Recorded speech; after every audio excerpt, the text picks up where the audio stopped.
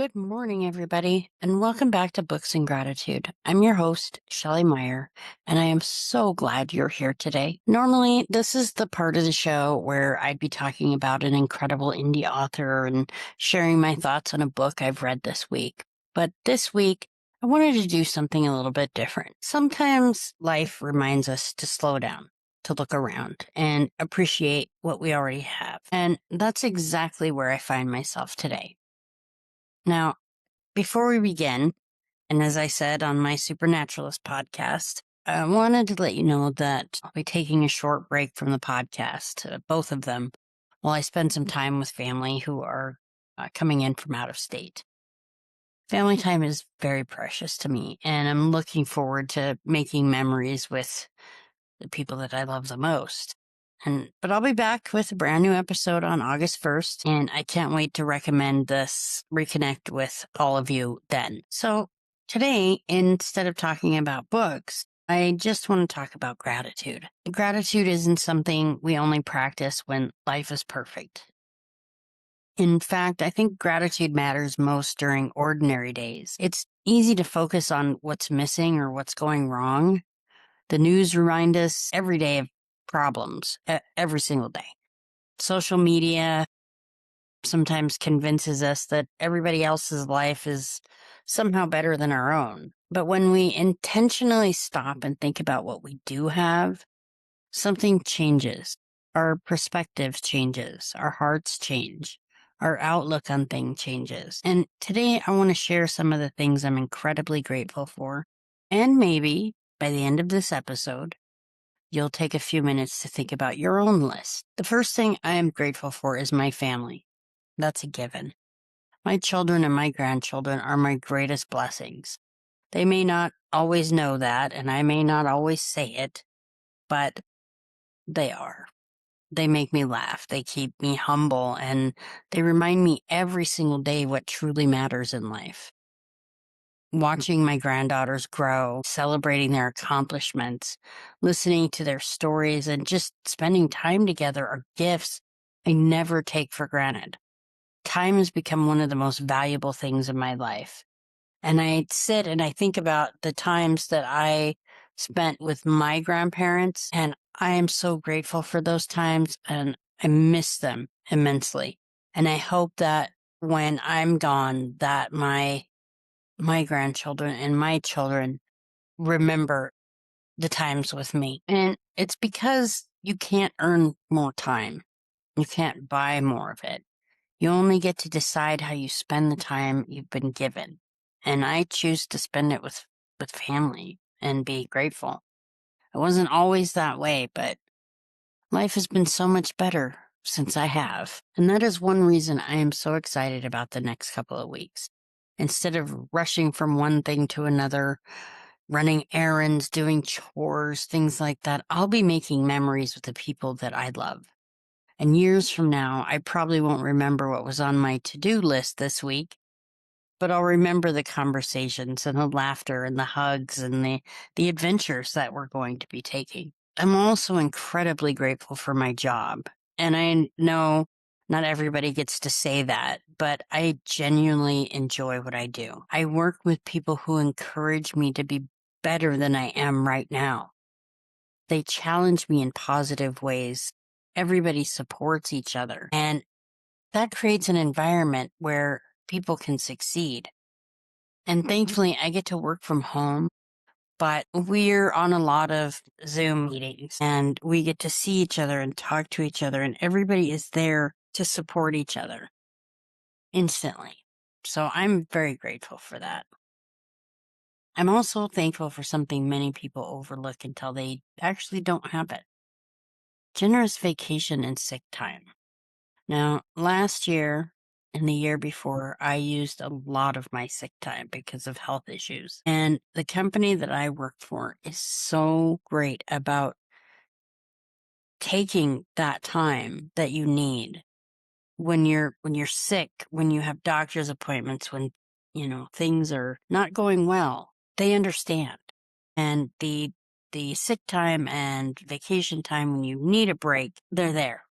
And they're very generous. And having the opportunity to step away and recharge, spending meaningful time with family isn't something I take for granted. It lets me return refreshed, more creative, and ready to give my all. And I think that's what a company and a generous PTO schedule should be. You shouldn't have to worry about and taking time off and not coming back to a place where everyone is still very supportive of you and wants you to do well. And so another thing that I'm grateful for is something so basic that it's easy to forget. We we take it for granted a lot of the time. I'm grateful that I have a roof over my head and that I have food in my refrigerator. There are so many people around the world who worry about where they're going to sleep tonight or where their next meal is coming from. Every time I unlock my front door or make myself dinner, I try to remember that these aren't guarantees. These are blessings. And speaking of blessings, I'm grateful for my health. And as I mentioned, for last year and the year before, I had a lot of health issues that kept me away from work and from doing things that I wanted to do. And none of us knows what tomorrow's gonna bring. Being healthy enough to work, write, laugh, spend time with my family, my grandchildren, and enjoy everyday moments is something I will never stop appreciating. Even when I'm old and unable to do anything, I'm gonna appreciate these moments that I have right now. Our bodies don't have to be perfect for us to be thankful. Sometimes just waking up feeling well enough to enjoy the day is reason enough to celebrate. And I know a lot of you are going to think I'm weird, but I'm grateful for summer. Most people like the fall or the spring. Some people are even weird and like winter. But for me, there's something about the longer days, the warm weather, the sunshine, the barbecues, flowers, and evenings that seem to last forever that just make me happy. I don't like being cold. And in Colorado, spring and fall can be cold. So summer is it for me. And if you're listening from Colorado, where I am, you know we've had plenty of sunshine and heat lately. In fact, we could really use some rain. Our beautiful state definitely needs it right now with the wildfires. But even so, I love this season. I love seeing kids outside riding bikes. I like to watch people walking their dogs or families gathering in the parks or at the pool.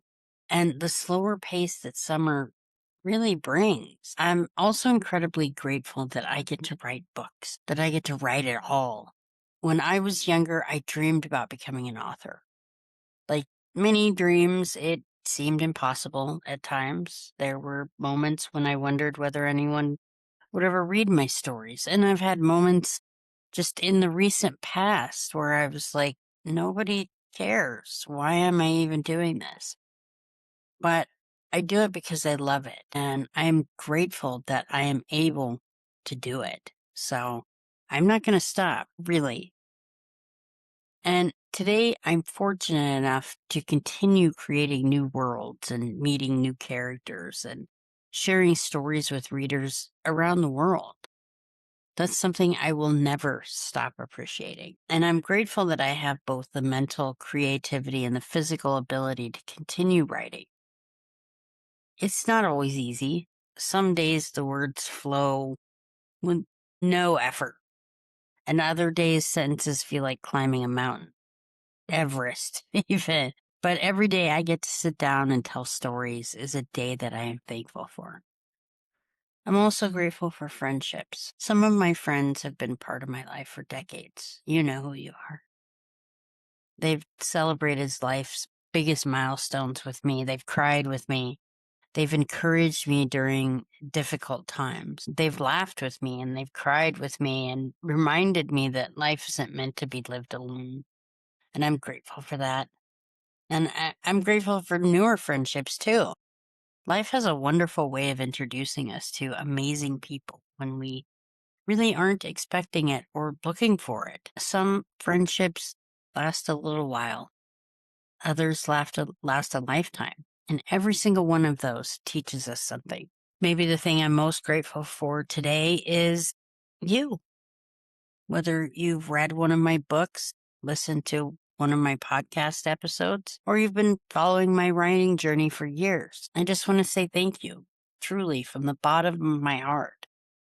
Every time you buy one of my books or leave a review or recommend one to a friend, every time you listen to one of my podcasts or just take a few minutes out of your day to spend time with me, you're giving me something incredibly valuable, your time.